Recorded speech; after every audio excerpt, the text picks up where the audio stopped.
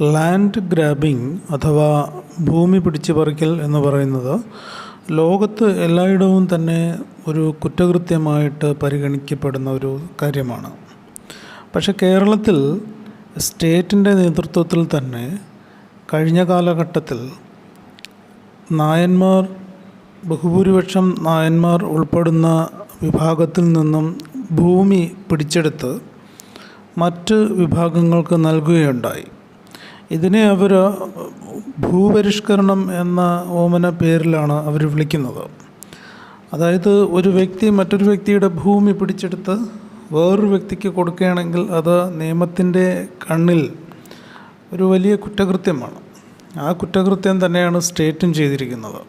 ഇപ്പോൾ ഭൂമി പിടിച്ചെടുത്തു കഴിഞ്ഞാൽ സ്റ്റേറ്റിൻ്റെ ആവശ്യത്തിനോ ജനങ്ങളുടെ ആവശ്യത്തിനോ വേണ്ടി ഭൂമി പിടിച്ചെടുത്തു കഴിഞ്ഞാൽ അത് സർക്കാരിൻ്റെ കൈവശം വയ്ക്കുന്നതാണ് നിയമം. പക്ഷേ ഒരു വ്യക്തിയുടെ ഭൂമി പിടിച്ചെടുത്ത് മറ്റൊരു വ്യക്തിക്ക് നൽകുന്നത് കുറ്റകൃത്യം തന്നെയാണ്. കേരളത്തിലെ ഭൂപരിഷ്കരണം എന്ന രീതിയിലുള്ള ഈ കലാപരിപാടി നടപ്പിലാക്കിയത് കമ്മ്യൂണിസ്റ്റ് മുസ്ലിം ലീഗ് കൂട്ടുകെട്ട് മന്ത്രിസഭ അധികാരത്തിലിരുന്നപ്പോഴാണ്. അത് പ്രധാനമായിട്ടും മുസ്ലിം ലീഗിൻ്റെയും KR ഗൗരിയുടെയും താല്പര്യങ്ങൾക്കനുസരിച്ചാണ് ഇത്തരത്തിലുള്ള ഒരു ഏകപക്ഷീയവും അശാസ്ത്രീയവുമായിട്ടുള്ള ഭൂപരിഷ്കരണ പരിപാടി നടന്നത്.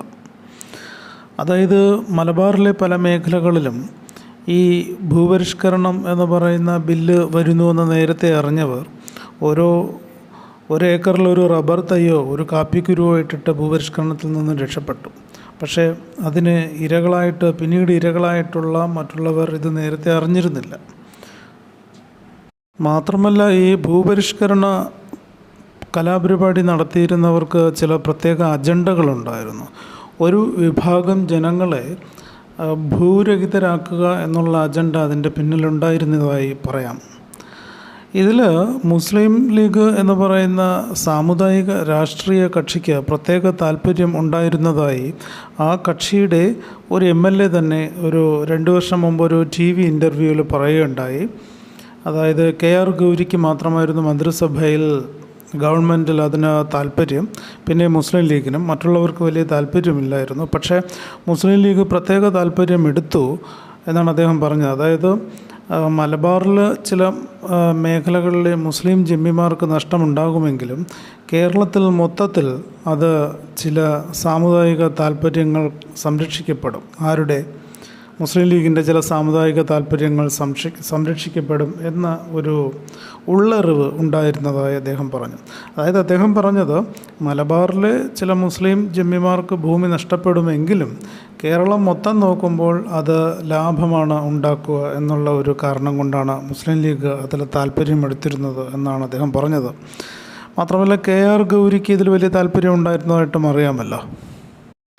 ഈയിടെ തിരുവനന്തപുരത്ത് ജനതാ വിമുക്തി പേരണി JVP എന്ന നായർ രാഷ്ട്രീയ സംഘടനയുടെ നേതൃത്വത്തിൽ നടന്ന ഒരു നായർ സാമുദായിക കൂട്ടായ്മ, ഓൺലൈൻ കൂട്ടായ്മയിൽ ഉരുത്തിരിഞ്ഞ ഒരു ആവശ്യം എന്ന് പറഞ്ഞാൽ ഒരു അവകാശ പ്രഖ്യാപനം എന്ന് നടന്നത് ഈ ഭൂപരിഷ്കരണത്തിൻ്റെ അശാസ്ത്രീയവും